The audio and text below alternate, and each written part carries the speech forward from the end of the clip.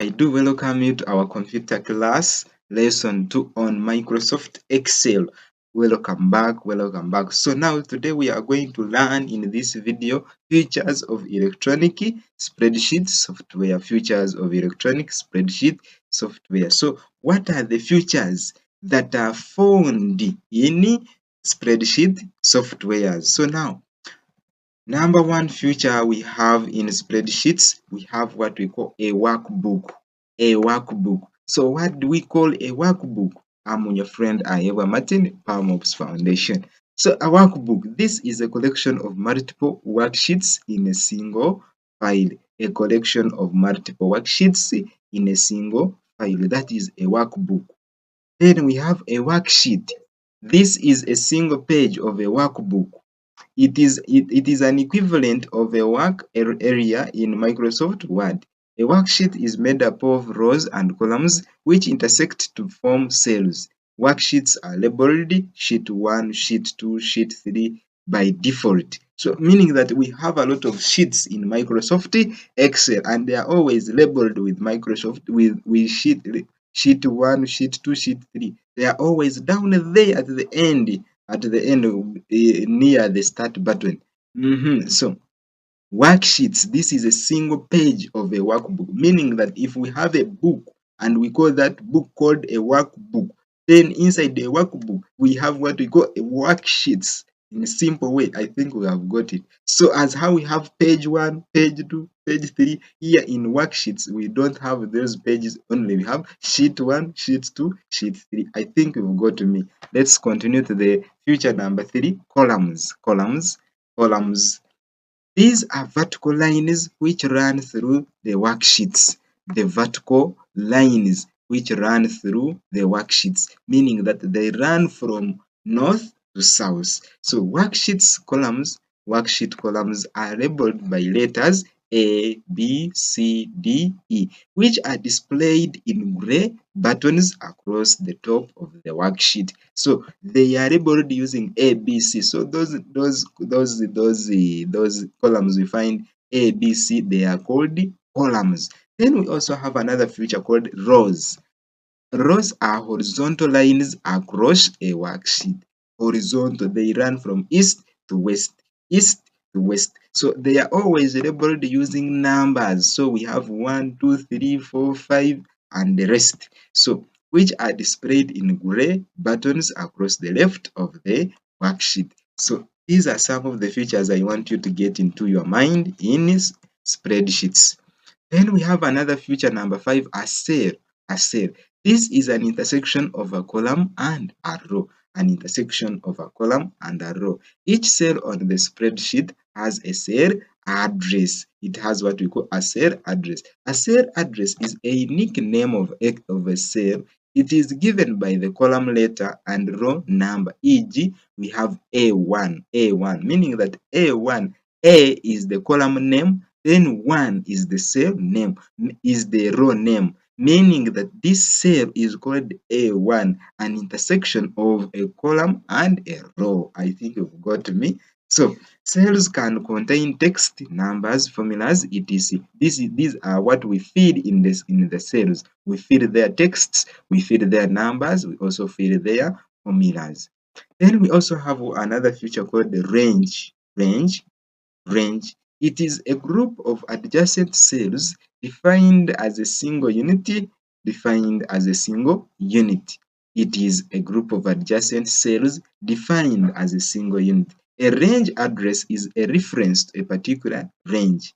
It has a format of top left cell addresses. It has a format of top left cell address, bottom right cell address, e.g. D5 to G5, meaning that range, if let's say that I'm selecting from A1 to A4, meaning that I only need things in the range of cell A1 and cell A4. So here we are given an example of D5, meaning that I want to select only contents or only items that are found in the cell address called D5 to G5. Then I think you have got me. We will see these things practically. I just want you to stay here at Palm Ops Foundation. We are to learn everything. So value, value, value, value. This is a numerical entry in a cell. This is a numerical entry in a cell. Value, meaning that this is a single entity or a single data or a single input, a single value you have entered into a cell. All values are right aligned in a cell by default. So everything that you will be entering into a cell will be right aligned by default. Meaning that they will be placed on the right by default. Label or automatically, default or automatically. We have another feature called labels. Labels. This is a text entry in a cell. This is a text entry in a cell. All labels are left aligned in a cell by default. All labels are left aligned in by default. As how we have values right aligned, then labels are right aligned. So are left aligned. Text, they are like words, alphabets, and the words, the symbols, those ones, texts. But numericals are numbers, 0, 1, 4, 0 up to 1, 0, 1, 2, 3, 4, 9 words, and the rest. Then we have also name box. This displays the address of the selected cell or cells. Also, you can rename a selected cell or cells using the name box. So the name box, this displays the address of the selected cell, meaning that the cell, if you select the cell that you have selected, so the name box will always provide a name to these cells. Also, that is why they're saying that also you can rename a selected cell or cells using the name box. We have another feature. Formula bar is a bar at the top of the Excel window that you use to enter or edit values or formulas in cells or charts. Formula bar. Autofill. We have another feature called autofill. Autofill. Autofill. This is the feature that allows you to quickly fill cells with repetitive or sequential data such as chronological dates or numbers and repeated text. To use this feature, you type one or two initial values of text entries and then autofill does the rest using the fill handle, which is the small blank square in the lower right corner of the selection. When you point to the fill handle, the pointer changes to a black cross. Autofill recognizes a series of numbers, dates, months, times, and certain labels. So here what they are trying to mean is that let's say that I'm typing the word Martin and I had already typed it somewhere. So the autofill feature, what it will say, if I type MA, so it will think that I also want to type Martin. So what it will do, it will pop up with a certain box saying that continue this one and autofill. So in that, if I press enter, I will see the word Martin entered in the cell. Okay, then sorting data is to arrange records in either ascending or descending order. That is done. Filtering data is the displaying of records that satisfy the set conditions from the parent list. Filtering data is the displaying of records that satisfy the set condition from a playlist. So filtering, meaning that I just want to get a certain group of information to be displayed. Graphs. Have another one called graphs. A graph is a pictorial representation of the base data on a worksheet. Most spreadsheets refer to graphs as charts. A chart is a graphical representation of data. A chart may be 2D or 3D. So graphs. So those are pictorial representations. Bar chart C, pie chart C, etc. Our feature number 15, what if analysis, is a process of changing the values in cells to see how these changes affect the outcome of formulas on the worksheet. For example, varying the interest rate that is used in the paying back table to determine the amount of payments. So what if analysis in this case it is like trying to ask, is this is if this and this and this is like this, then the result must be like this. If what if this one is like this, then the analysis or the result should be like this. So we try to give such formulas. For example, let's say that we have reports, and this information we are trying to enter in, we are trying to calculate what if this person scored 50. So after scoring 50, what would be the grade? So we use what we call what if statements analysis. So let's go to another feature, freezing pens. Freezing pens. This is this is where rows and columns are frozen such that they remain visible as you scroll through the data, especially if the database is too big to fit on one screen. Freezing panes. This is where rows and columns are frozen such that they remain visible as you scroll through the data, especially if the database is too big to fit on one screen. All right. Thank you so much for staying with us. Uses stroke applications of spreadsheets. Where do we apply these spreadsheets? Or what are the purposes or what are the uses of spreadsheets? Number one use is that they are used in preparation of budgets. Preparation of budgets. Then number two is that they are used in preparation of cash flow analysis. Cash flow analysis, meaning here we are trying to see how has been money moving, what was the analysis. So we use spreadsheets to get out such things. Then preparation of financial statements. Preparation of financial statements. So financial statements like the cash flow statements. Then processing basic business information. Processing basic business information like job costing, payment schedules, stock control, tax records. Analysis of data from questionnaires. Analysis of data from questionnaires. Presentation of information in a tabular form, graphical charts forms, mathematical techniques and concept and computation like trigonometry. So we also use spreadsheets in such. Statistical computations like standard deviations. So calculating such information, also spreadsheets play a big role, a vital role in such activities or in such scenarios. So we have another thing called operators. Operators in spreadsheets. Operators in spreadsheets. So operators, what are operators? Operators specify the type of calculation that you want to perform on the elements of a formula. There is a default order in which the calculations occur, but you can change this order by using brackets. So operations, these ones, they specify the type of calculation that you want to perform. For example, let's say that I want to do addition, I want to do multiplication. I will use only the operators of of addition, and in case it is subtraction, I will use operators of subtraction. But you can change this order by using brackets, meaning that let's say I want to add at the same time multiply. So it means that I will change the order by using brackets to separate one operation from another operation. So types of operators. There are four types of calculation operators. One, we have arithmetic, we have comparison, we have text concatenation and reference. Arithmetic comparison,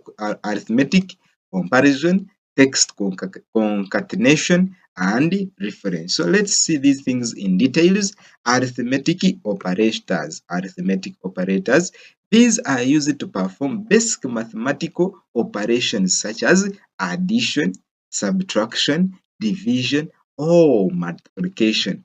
Combine numbers and produce numerical results. So the arithmetic operators, they combine numbers and at the same time they produce numerical results. So let us see an example here.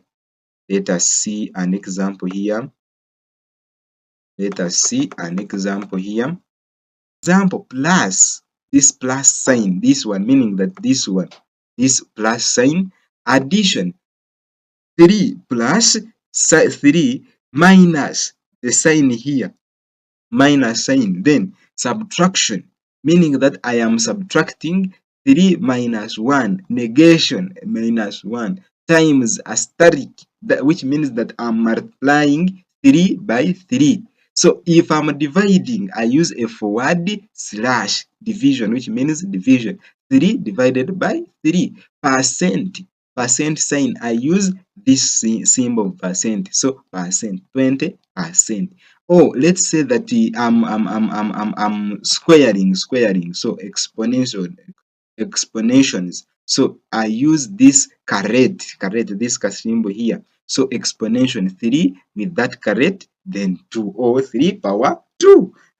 So this meaning that here my answer will be 3 times 3, which is 9. Comparison operators.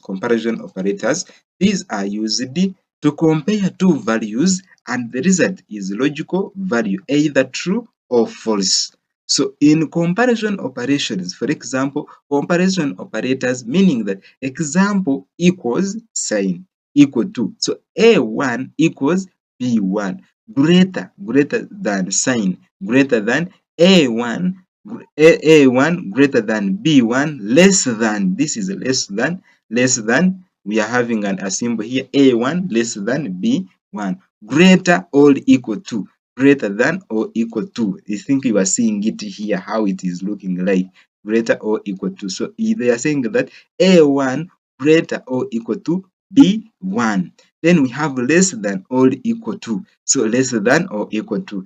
A1 less than or equal to B1. Then we are having greater, or we are having not equal sign. Actually, this one is not equal to sign. Then not equal to, A1 is not equal to B1. So these are comparison operators.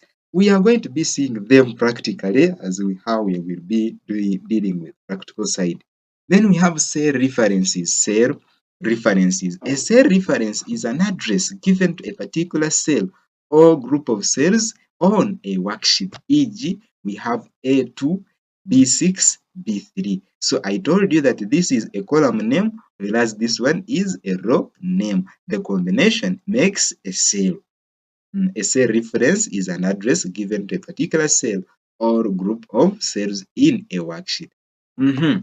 So let's continue. There are three types of cell references. We have relative cell reference. Here, the address of a cell is based on the relative position of the cell that contains the formula and the cell referred to it. If you copy the formula, the reference automatically adjusts. A relative cell reference takes the form A1, B17, G20, and C2. So there are three types of cell reference. Relative cell referencing. So here what we are trying to say, we are like saying that the address of a cell is based on the relative position of the cell that contains the formula and the cell referred to, that is being referred to.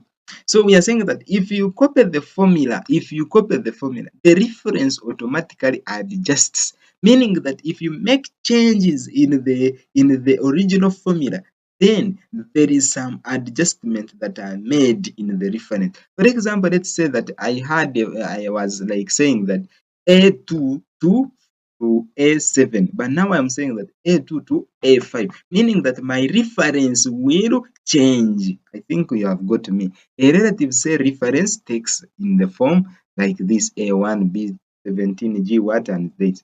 Absolute cell referencing. Here, the exact address of a cell is used in the formula. Here, the exact address of a cell is used in the formula. Regardless of the position of the cell that contains the formula, an absolute cell reference takes the form $A then plus $A1. So here, do you see how we are writing it? $A, this is a dollar symbol, A, then $1, meaning that cell A1.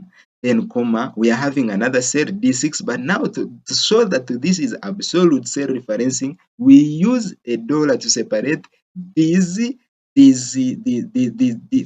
cell name. So we have D, $D, then $6, and the rest. Then we have mixed cell referencing.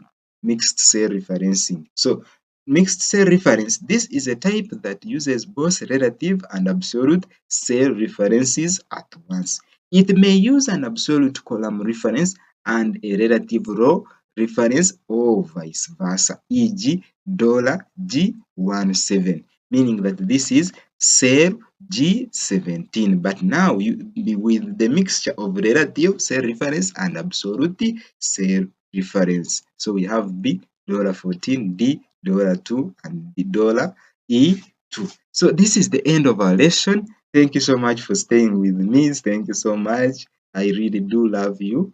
So my dear friends, continue to like, continue to share, and continue to subscribe. Where you don't understand, comment below. I will be ready to answer you. Thank you so much. I'm your friend Ahebwa Martin, Foundation. Bye. Bye. Bye.